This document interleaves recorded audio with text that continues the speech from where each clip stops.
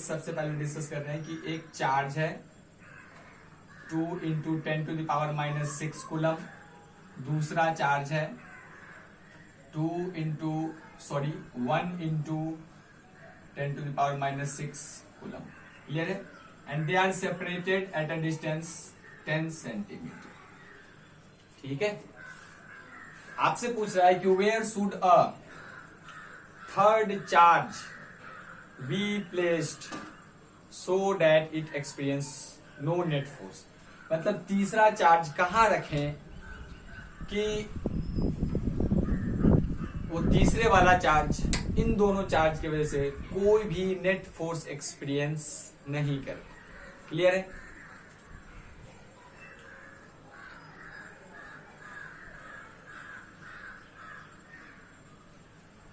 Clear है? ठीक है ना? तो देखिए, बस आपसे ये पूछ रहा है कि चार्ज को कहां रखना है। तो जरा से इस क्वेश्चन में समझिए कि दोनों चार्ज के बारे में, दोनों चार्ज यहां हमारे पास पॉजिटिव है। ठीक है, तो कहां रख सकते हैं हम चार्ज को? तो अगर हम किसी पॉजिटिव चार्ज को रखते हैं, अगर हम किसी पॉजिटिव चार्ज को, ये दोनों चार्ज हमारे पास पॉजिटिव है, अगर हम किसी पॉजिटिव चार्ज को इन दोनों के बीच में रख दें, ठीक है, तो क्या होगा? देखो, इस वाले चार्ज की वजह से इस पे रिपल्सिव फोर्स लगेगा, इस वाले चार्ज की वजह से इस पे एक रिपल्सिव फोर्स लगेगा। मतलब दोनों चार्ज पॉजिटिव है और ये बीच में जब हम एक चार्ज रख रहे हैं, पॉजिटिव चार्ज, हम भी यहाँ पे एक पॉजिटिव चार्ज रख रहे हैं, तो इस वाली चार्ज की वजह से इसका नाम दे देते हैं 1, 2 और ये तीसरा चार्ज जिसको हमने रखा है। तो देखो, 1 की वजह से थर्ड चार्ज पे फोर्स लग रहा है F ऑन 3 ड्यू टू 1। 2 की वजह से थर्ड चार्ज पे फोर्स लग रहा है F force due on 3 due to 2। ठीक है, तो अब ध्यान से समझिए जरा, जब इन दोनों फोर्स का मैग्नीट्यूड इक्वल हो जाएगा तो तीसरे वाला चार्ज हमारा कोई नेट फोर्स एक्सपीरियंस नहीं करेगा। तो हम वही करने वाले हैं। तो हम ये मान लेते हैं कि चलो 2 कूलम चार्ज से हम x डिस्टेंस पर 2 कूलम वाले 2 माइक्रो कूलम वाले चार्ज से x डिस्टेंस पर जाकर हमने तीसरे चार्ज को रख दिया है। क्लियर है? अब ध्यान से समझिए। तो अब क्या करना है? हमें लिखना है फोर्स ऑन 3 ड्यू टू 1 का magnitude is equals to force on 3 due to 2 का मैग्नीट्यूड। बहुत सिंपल तरीके से लिख लेंगे। हम ये मान लेते हैं कि जो हमने चार्ज रखा हुआ वो हमारा कितना रखा हुआ है? Q चार्ज रखा है हमने। क्लियर है? अब आप ध्यान से समझिए। तो इसका मैग्नीट्यूड लिखो, फोर्स ऑन 3 ड्यू टू 1। क्या लिखेंगे? कि Q इंटू 1 इंटू 10⁻⁻6 कूलम। देखो, Q चार्ज हमने मान लिया कि वहां रखे हैं, तो ये आ गया। अब डिस्टेंस ये क्या है? देखो, टोटल है 10 सेंटीमीटर। ये हमने मान लिया है कि 2 कूलम 2 माइक्रो कूलम वाले चार्ज से x डिस्टेंस पे रखा है इसको।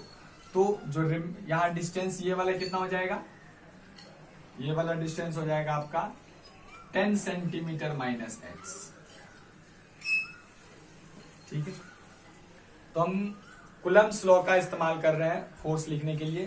क्या किया है? KQ into 1 into 10⁻6 coulomb. Q1 Q2 हो गया बट्टे R²। तो R कितना हमारा? 10 इंटू 10 माइनस x।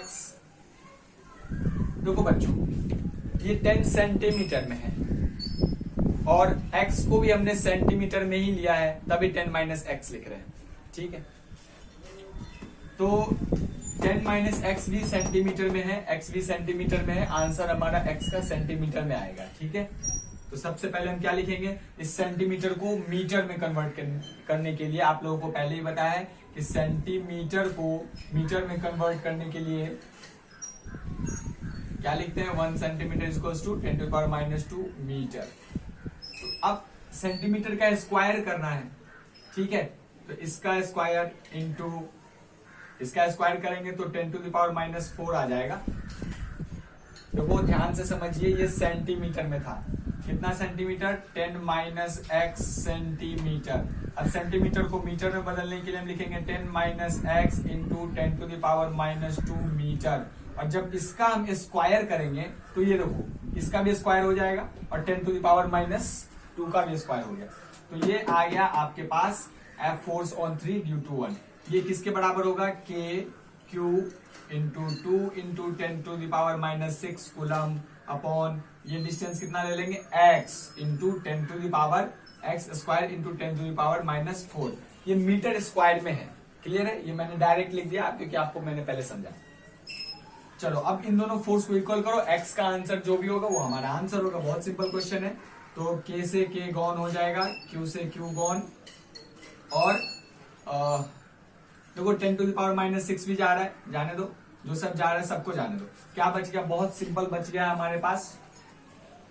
क्या गया टर्म, ऊपर आया हुआ 1 अपॉन 10 माइनस एक्स का स्क्वायर, बस एक ये टर्म बचा है, is equals to 2 by x square.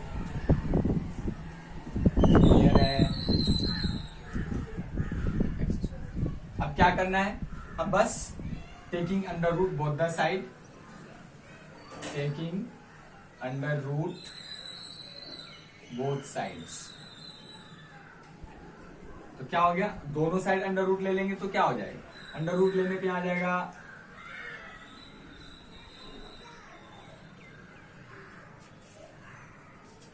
10 minus x is equals to 2 upon x.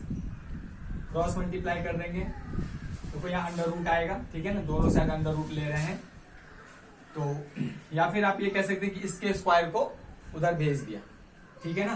तो आप ऐसा ही लिख लो कि हमने क्या किया है कि ये जो स्क्वायर है स्क्वायर को दूसरे साइड भेज रहे हैं। तो प्लस माइनस क्या आ जाएगा, प्लस माइनस, देखो ये टोटल स्क्वायर को हम क्या लिख सकते हैं, 1 बाय 10 माइनस एक्स का होल स्क्वायर, ऐसे लिख सकते हैं। और इस स्क्वायर को फिर उस साइड भेज दिए तो यहाँ प्लस माइनस अंडर रूट आ जाएगा। क्लियर है। क्रॉस मल्टीप्लाई कर दो, x is equals to plus minus root 2 into 10 minus x, ठीक है। अब आगे देखो प्लस और माइनस दोनों लेके चल सकते हैं हम, ठीक है। सबसे पहले प्लस वाला केस लेते हैं। तो case 1, x is equals to root 2 into 10 minus x, ठीक। तो x इज इक्वल्स टू कितना आ जाएगा, रूट 2 को 10 से मल्टीप्लाई करेंगे, आ जाएगा 10 रूट 2 माइनस रूट 2 एक्स। इस माइनस रूट 2 एक्स को इधर लेके आएंगे, ये आप स्क्रीन पॉज करके लिख लेना।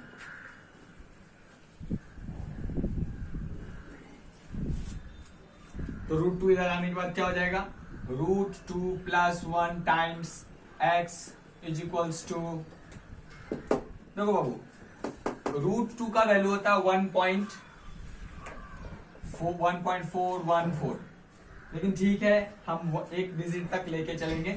तो क्या आ जाएगा, 1.4 इसको 10 से मल्टीप्लाई तो 14 आ जाएगा, क्या, बहुत बढ़िया। अब x इज इक्वल्स टू आ जाएगा 14 अपॉन रूट 2 प्लस 1।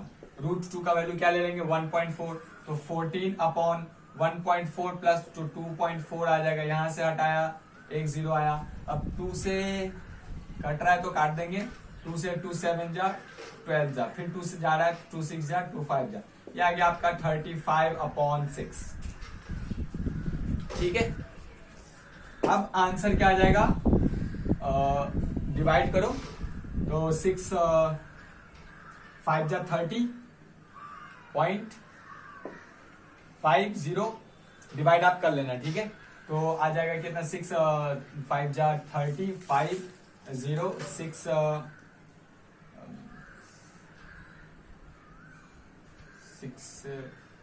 8 जा 5.8। देखो ये 5.8 सेंटीमीटर में आंसर है। मैंने आपको पहले ही बताया कि सेंटीमीटर में आंसर आएगा। From charge to coulomb, 2 into 10 to the power minus 6 coulomb. मतलब ये जो आंसर x का है, हमने x कहां से लिया था, 2 कूलम वाले चार्ज से लिया था, सेंटीमीटर में आंसर आएगा, तो 5.8 सेंटीमीटर फ्रॉम 2 कूलम। अब देखो बुक में आंसर ये भी कुछ और भी हो सकता है, बट वो दूसरा जो आंसर होगा वो दूसरे वाले चार्ज से डिस्टेंस लिया गया होगा, अगर ऐसा आंसर होगा तो। अदरवाइज आंसर ये सही है। और एक और बात बताऊं कि केस 2, जब आप केस 2 लेते तो देखो केस 1 ही लेके चलना है, क्योंकि x जो हमने माना है वो एक डिस्टेंस है, और डिस्टेंस पॉजिटिव क्वांटिटी होती है। यहाँ पे हम लोग वेक्टर की बात नहीं कर रहे हैं, हमने माना है कि 2 कूलम वाले चार्ज से x डिस्टेंस पर हमने चार्ज को रखा हुआ है। क्लियर है? तो x यहाँ डिस्टेंस है, इसलिए पॉजिटिव लेंगे, नेगेटिव नहीं लेंगे। और अगर कोई बच्चा नेगेटिव लेके बनाता भी है तो वो जो उसका आंसर आएगा उल्टा आ जाएगा। वो आंसर आता है 1 कूलम वाले चार्ज से। जैसे एक बच्चे ने डाउट में पूछा था कि नेगेटिव क्यों आता है, नेगेटिव वाले को लेके उसका आंसर आ रहा है, तो उल्टा आ जाएगा। ठीक है ना? पॉजिटिव वाले से आपका आंसर सही आएगा। ठीक है? तो एक एक प्रॉब्लम का एक छोटा सा ही वीडियो होगा, प्रॉब्लम वाइज वीडियो आएंगे। ठीक है? एक प्रॉब्लम